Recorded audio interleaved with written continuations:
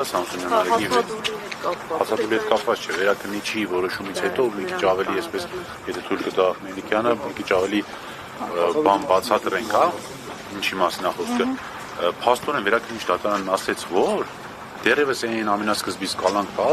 կալանքը սխալ է եղել, լիներ տնային կալանք։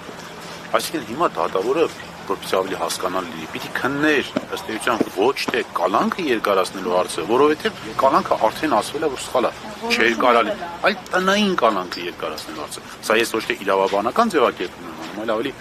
լայն հասկանալի լինելու համար։ Այսինքն ինքը էության մեջ պիտի դներ տնային կալանքը երկարացնելու կամ փոփոխելու հարցը։ Ու իմ համար, չգիտեմ,